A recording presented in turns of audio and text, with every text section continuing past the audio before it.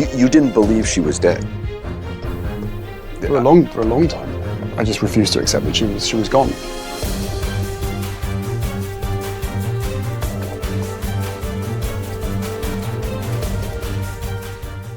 For decades, the world believed they knew the truth about Princess Diana's tragic death. A terrible car accident in Paris, caused by a drunk driver and pursuing paparazzi. The people's princess, taken too soon in a senseless tragedy. But now, a shocking revelation has turned that narrative upside down, leaving the British royal family and the entire world reeling. What could possibly be more devastating than the original tragedy?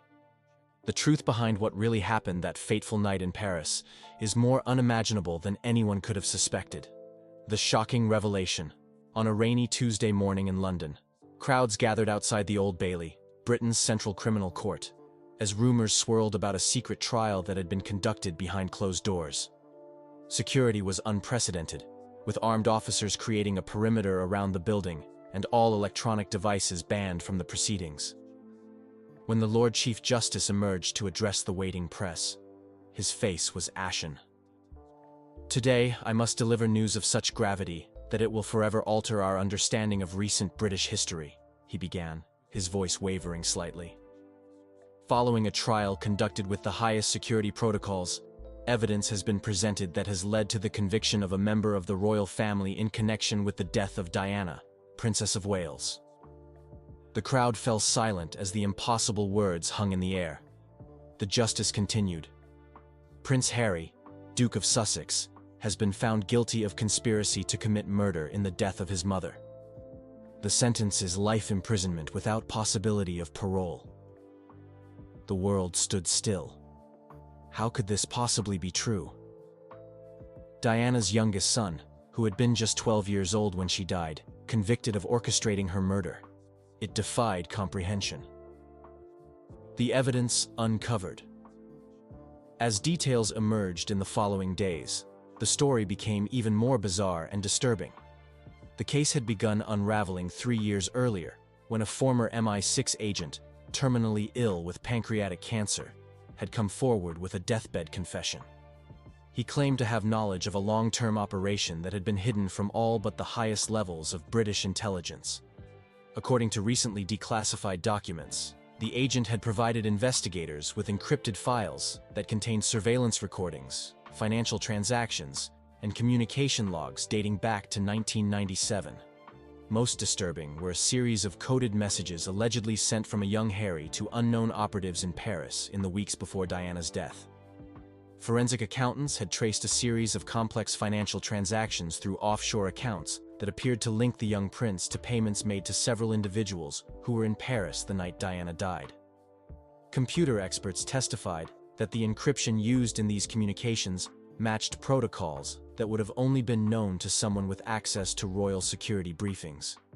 Perhaps most damning was newly enhanced security footage from the Ritz Hotel in Paris that appeared to show Harry, disguised and wearing a prosthetic facial feature, meeting with Henri Paul, the driver who would later crash the car carrying Diana and Dodi Fayed.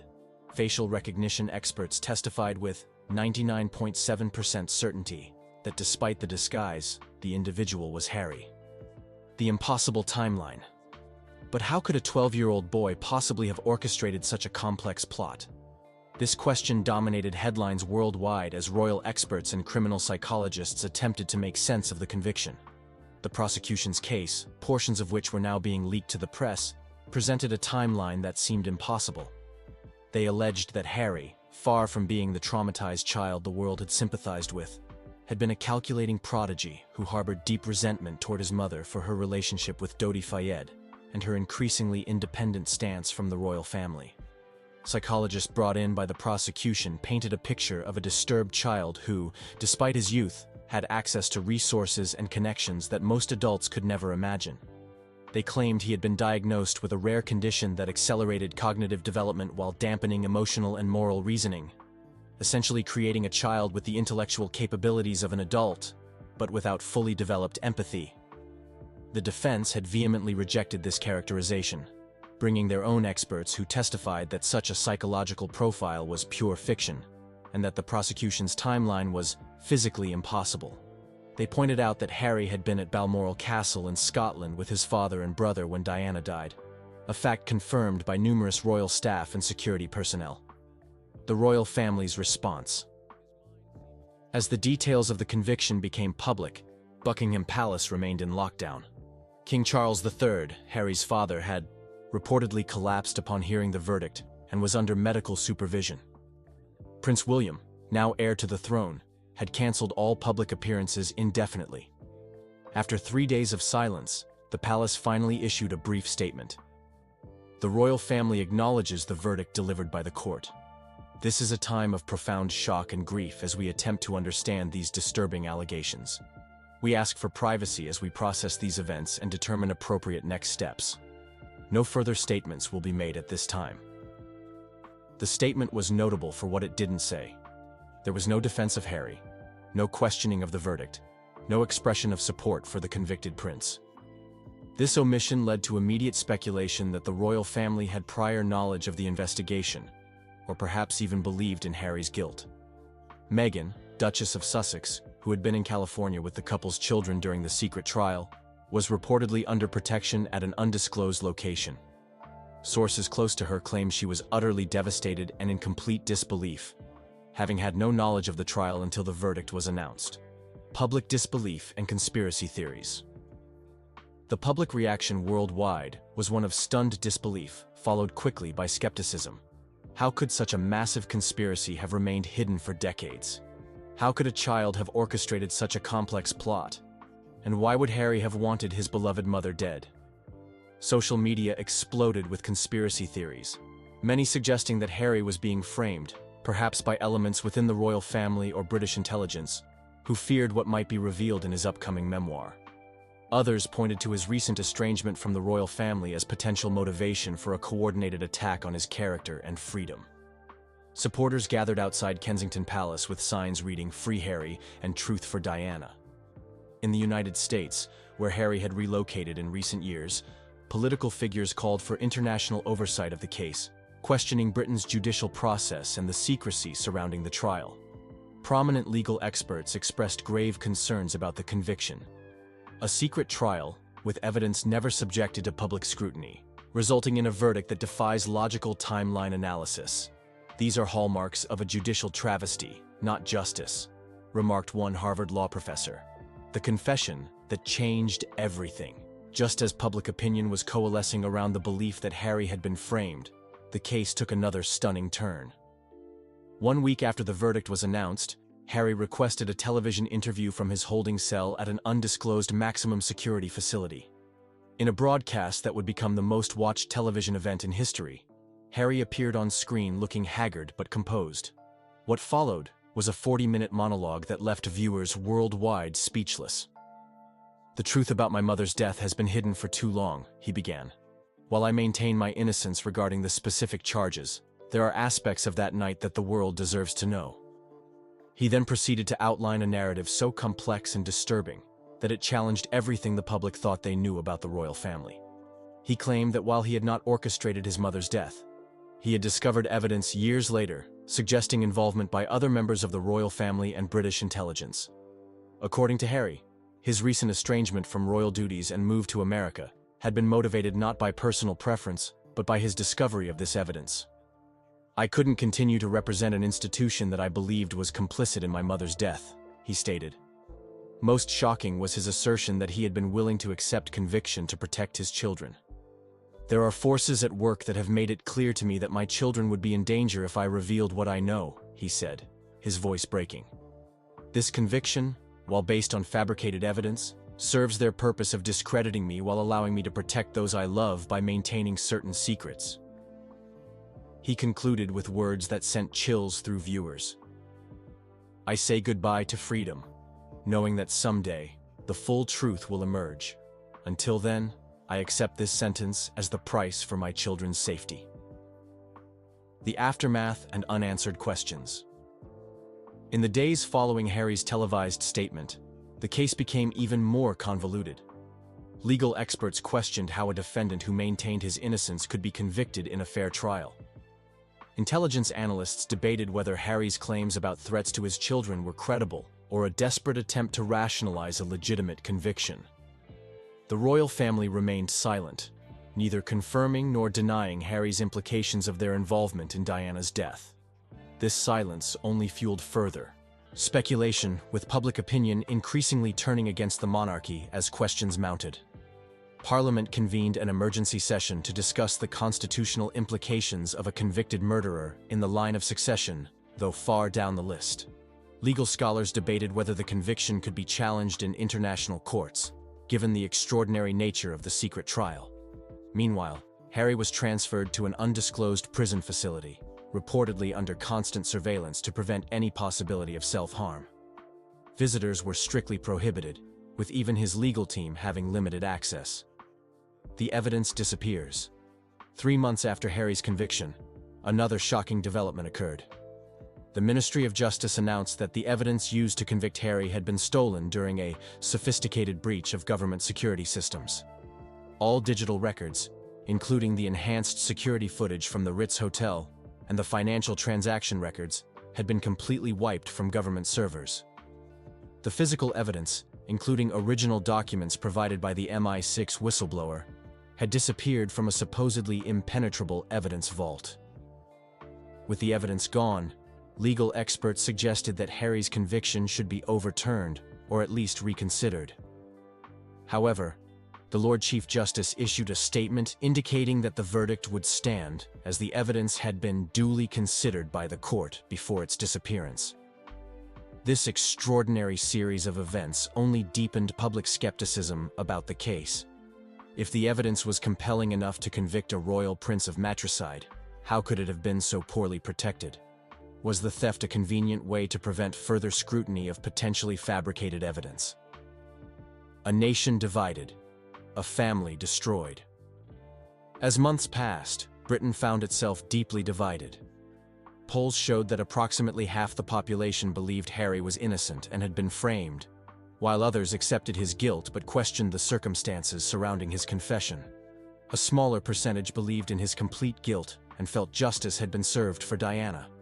The monarchy's popularity plummeted to historic lows. King Charles, already advanced in age, appeared increasingly frail in his rare public appearances. There were whispers in political circles about the viability of the monarchy itself, with Republican sentiment growing stronger than at any time in modern British history.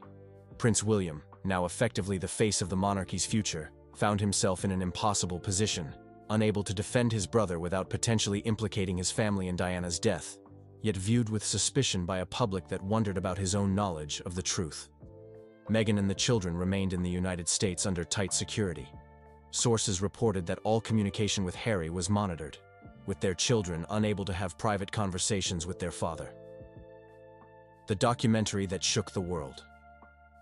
1 year after Harry's conviction, a documentary was released simultaneously in multiple countries to avoid British legal injunctions.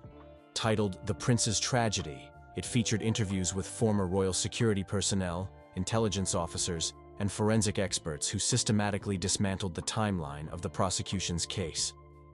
Most compelling was testimony from Harry's former protection officers, who provided irrefutable evidence that he had been continuously under their supervision at Balmoral during the critical periods when he was allegedly in Paris. They risked prosecution themselves by revealing classified duty logs and security protocols that had previously been withheld from the defense. The documentary also introduced a facial recognition expert who demonstrated that the technology used to identify Harry in the Paris footage had been manipulated. Using the original algorithm rather than the modified version presented in court, the expert showed that the individual in the footage bore only a 23% similarity to Harry, far below the threshold for identification. Perhaps most damning was an interview with a former MI6 operations director who suggested that the entire case against Harry had been manufactured to prevent him from revealing what he had discovered about Diana's death. When a prince threatens to expose state secrets, conventional methods of silencing him are impossible, the intelligence veteran noted. Character assassination and false imprisonment become the only options. The final goodbye. 2 years into Harry's sentence, as legal challenges to his conviction gained momentum and public pressure for a retrial mounted, another shocking announcement came from the prison authorities. Prince Harry had been found dead in his cell, apparently by suicide.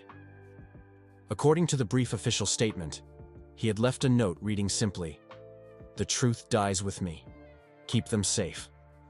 No autopsy results were released, and his body was quickly cremated before independent examination could be arranged. Meghan released a statement questioning the suicide ruling and demanding an international investigation, but her voice was largely drowned out by the wave of memorials and retrospectives that followed Harry's death. The narrative quickly shifted from questions about his conviction to reflections on his troubled life. In a final twist that seemed to confirm the darkest suspicions, all pending legal challenges to Harry's conviction were administratively closed within days of his death. The judge who had been reviewing the appeal request recused himself without explanation and subsequently left the country. The legacy of doubt.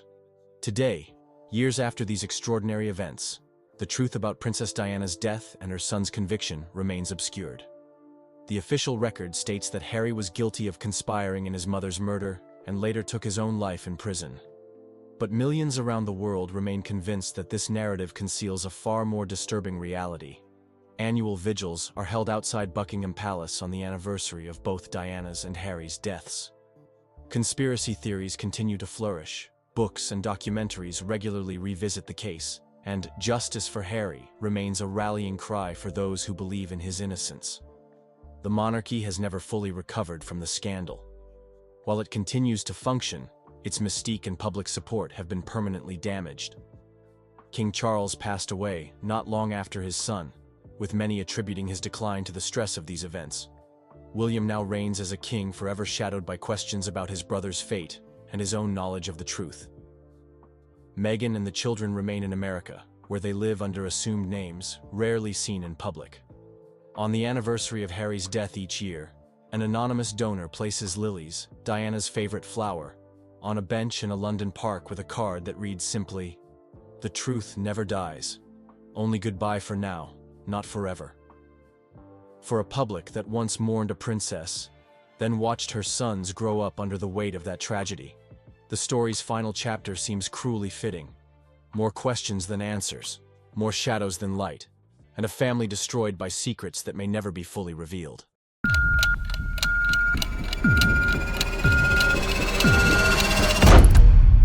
It's been obviously fantastic, and she's been a little joy of heaven, but at the same time, it is a more responsibility. Something has changed in the royal family, and it's something no one saw coming. Princess Charlotte, the little girl everyone thought they knew, looks completely different now. When Kate Middleton and Prince William saw her, they couldn't hold back their tears. It wasn't just a small change. It was something big, something that left the world in shock. What happened to their daughter? Why is everyone talking about this transformation? Behind the palace doors, something unexpected took place, and it has left even the royal family emotional. The truth behind this moment is bigger than anyone could have ever imagined. The unexpected transformation of Princess Charlotte. It was a normal royal event, just like many others, where the family was out in public, smiling for the cameras. But this time, something felt different. All eyes were suddenly on Princess Charlotte. She had always been the sweet, playful little girl known for her cheeky moments. Whether it was waving at the cameras or playfully sticking out her tongue, Charlotte always brought a spark of fun wherever she went.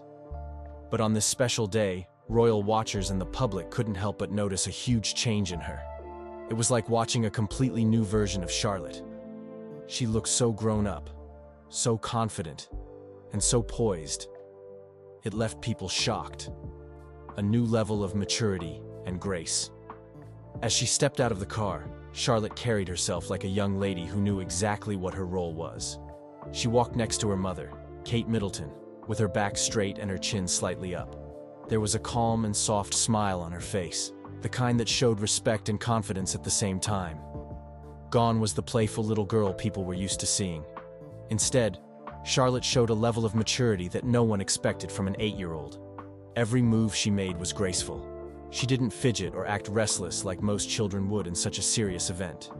Instead, she stayed calm, looked around politely, and followed every instruction perfectly.